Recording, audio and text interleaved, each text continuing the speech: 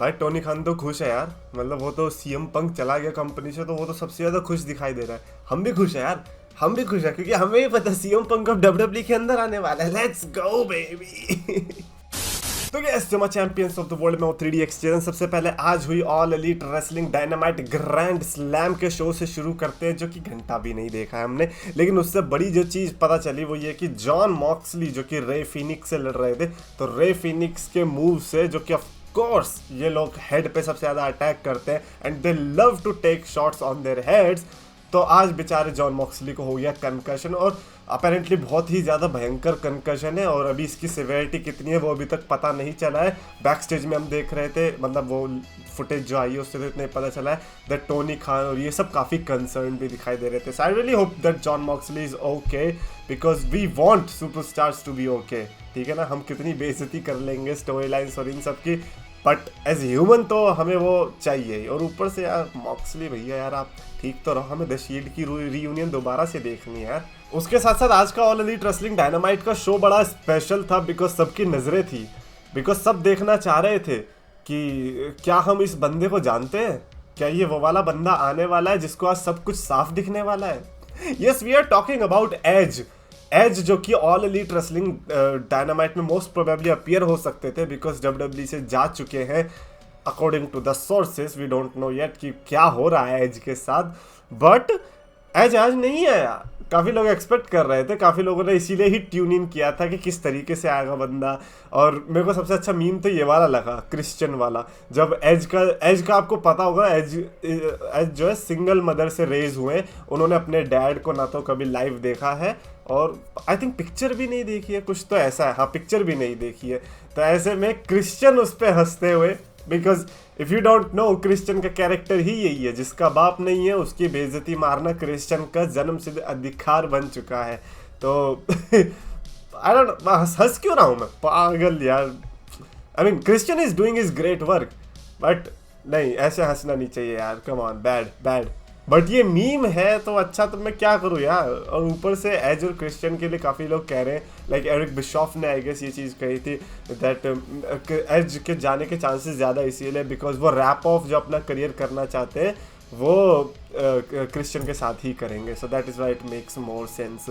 उसके अलावा Vince McMahon वाली सिचुएशन बड़ी मस्त लगी मेरे को, जो अभी रिपोर्ट आई उसमें उन्होंने ये बताया कि काफ़ी एम्प्लॉयज़ बैक स्टेज से उन्होंने ये चीज़ बताई है that Vince McMahon was using छड़ी, वो छड़ी के सहारे चल रहे थे स्टेयर केस पर। और उसी के साथ साथ उनका वो वाला एरा आ चुका था जो कि हर इंसान का नहीं आता, हर इंसान का नहीं आता ऑब्वियसली, हर बिलियनियर इंसान का नहीं आता, जब वो फिजिकली तो कुछ नहीं कर सकता बट देन वो चाहता है कि उसको वो रिस्पेक्ट मिले। कि विंस मैकमैन जब चल रहा है तो लोगों को पता चले oh my God that is Vince McMahon, भाई खड़े होके ताली बजाओ और भी जो एक्स्ट्रा चीज़ें कर सकते हो विंस मैकमैन के लिए करो, नीचे फूलों की चादर बिछा दो।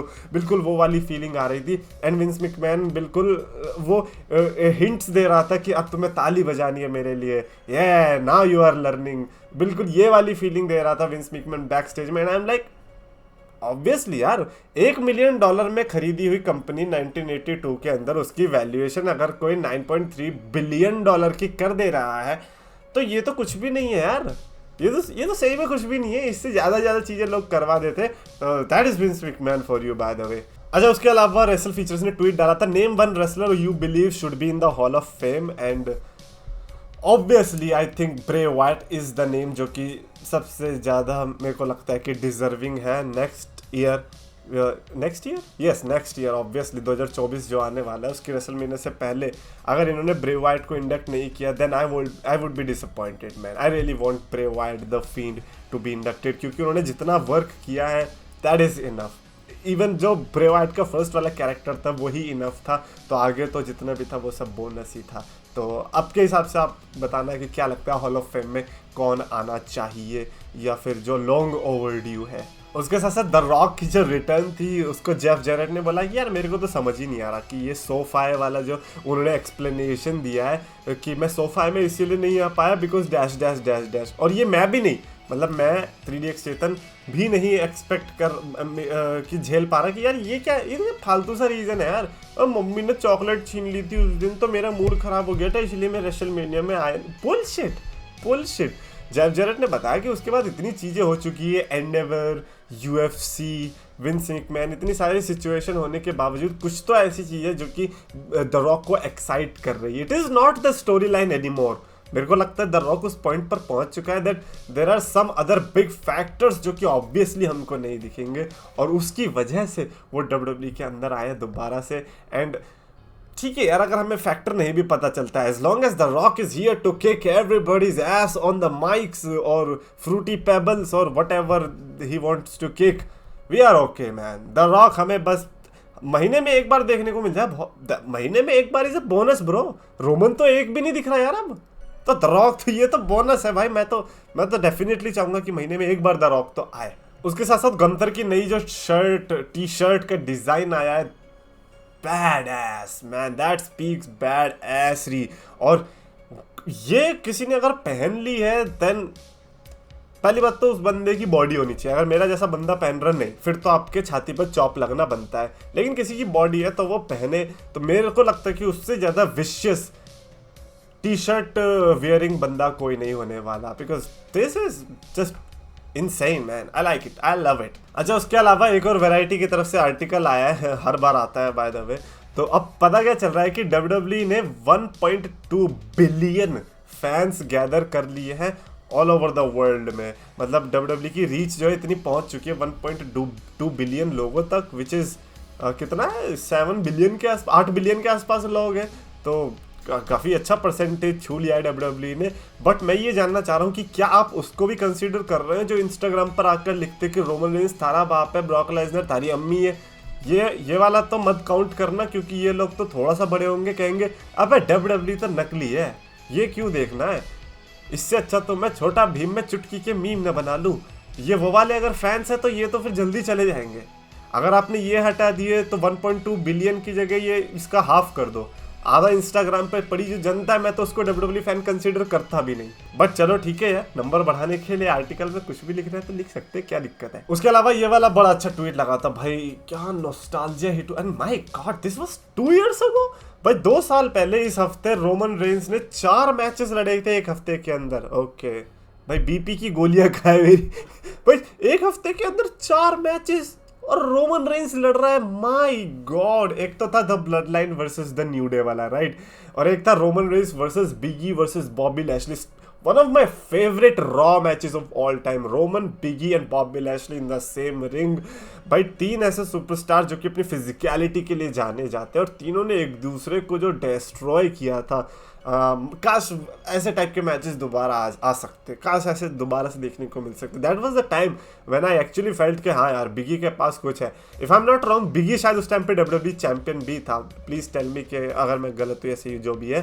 बट उसके अलावा स्मैकडाउन में फिर Roman Reigns versus Montez Ford, yes वही वाला मैच जिसको हमने Roman Reigns versus Buddy Murphy से भी कंपेयर किया था। स्मैकडाउन का one of the most underrated matches में से भी आएगा। Again Montez Ford talented guy, और वो वाला मैच था जिसकी वजह से हम कह सकते थे that Montez Ford can be a great singles guy. और देन एक्सट्रीम रूल्स में Roman Reigns versus Finn Balor. Now we are not going to talk about that ending, तो but at least Roman Reigns had 4 matches in that time period is just insane. और अगर मैं किसी को बता रहा हूँ जो बंदा 2022 से देखना शुरू कर रहा है डब्ल्यूडब्ल्यूई, दैट रोमन रेंस ने एक बार ऐसा कारनामा किया था, he is not going to believe. वो कहेगा भाई क्या झूठ बोल रहा है, क्या बात कर रहे, तो मजाक है।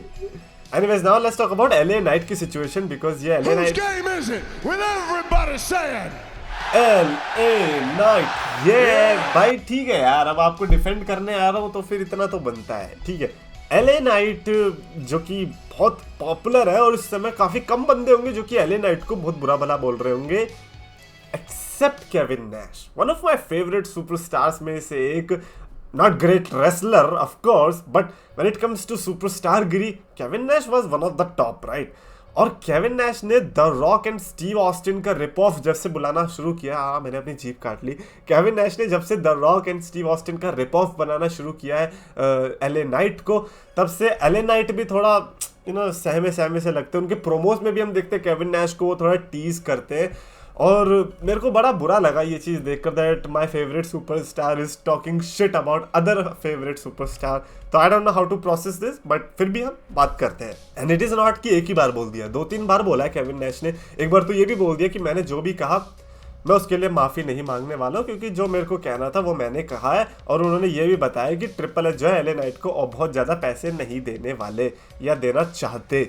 और कॉनन ने काफ़ी अच्छा डिफेंड किया। उन्होंने ये चीज़ बताई कि यार जिस तरीके से आजकल एजे स्टाइल्स 2 स्वीट का यूज़ करते हैं, बुलेट क्लब जो है वही बुलेट क्लब किस तरीके से इतना बड़ा ब्रांड बन चुका है आज, तो फिर आपको उनसे भी जलन होनी चाहिए, क्योंकि आपका वो NWO द क्लिक वगैरह जो था वो सब ये भी रिप ऑफ है। इनको तो आप कुछ नहीं बोलते, बट आप उसको ऐसा क्यों बोल रहे हो, आप उसको ऐसा क्यों समझ रहे हो कि ये रिप ऑफ है। वाई आर नॉट थिंकिंग कि यार हाँ ये ऑनर कर रहे हैं हमको, which is exactly the case specially with the LA night. क्योंकि एलए नाइट का हमने अगर इंटरव्यू देखा था तो एलए नाइट ने यही चीज़ कही थी, ही वॉज नॉट डिनाइंग कि वो ऑस्टिन और रॉक का रिप ऑफ है, but he was not even agreeing because ultimately वो रिप ऑफ नहीं है। अगर आप किसी सुपरस्टार को देखते हो और उसे देख के बड़े हुए होते हो तो ऑब्वियसली थोड़ा बहुत आपके अंदर वो टच आता है। और अगर आप उसके आसपास भी रह के क्राउड का ऐसे रिएक्शन ले पा रहे हो देन मेरे हिसाब से रहना चाहिए, क्योंकि आप फिर रॉक और ऑस्टिन को ट्रिब्यूट टाइप का भी दे रहे हो एंड आपको अपना बेस्ट भी मिल गया। क्योंकि ऐसा तो नहीं है मैं अंडरटेकर को देख रहा हूँ बचपन से और फिर बड़े होकर अंडरटेकर की तरह कैरेक्टर भी देने,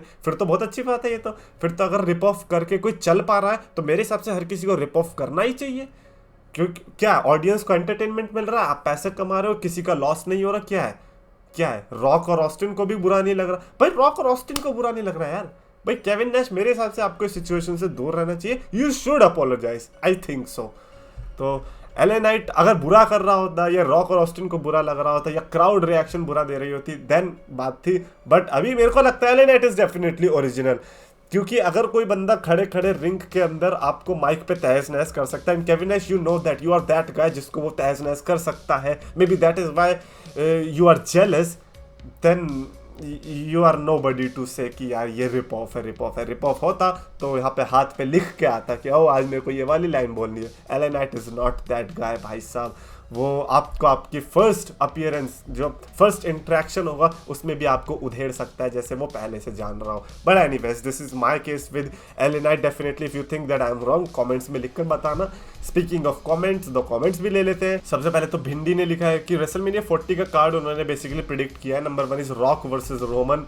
obviously like rock versus Roman, I think अब भी अगर रॉक वर्सेस रोमन हम ना सोचे तो फिर हम कराते हैं। अब तो उन्होंने दे दिया है ना, थाली में रख के उन्होंने थाली रख दी, 5 कटोरियां रख दी। अब अगर हम ये सोचेंगे कि 5 सब्जियां नहीं आएंगी तो फिर हम गलत है ना। ऑब्वियसली उन्होंने सामने रख दिया platter. And then Seth versus CM Punk रखा। Seth versus CM Punk is awesome choice, awesome, but I still prefer CM Punk versus Stone Cold Steve Austin. Cody versus Randy Orton. I know what you did there, you want to destroy the legacy of a legend killer. Cody versus Randy is a decent match, but अगर इन्होंने past का कुछ भी लाया और कोडी का menace रूप दिखाया एंड रैंडी ओटन का 2009 वाला लुक, लाइक दैट लुक जिसके साथ कोडी रोड्स के साथ वो रहे थे, अगर वही उनके अगेंस्ट में दिखा दिया, this can be the biggest WrestleMania story line of 2024। Easily बन सकती है।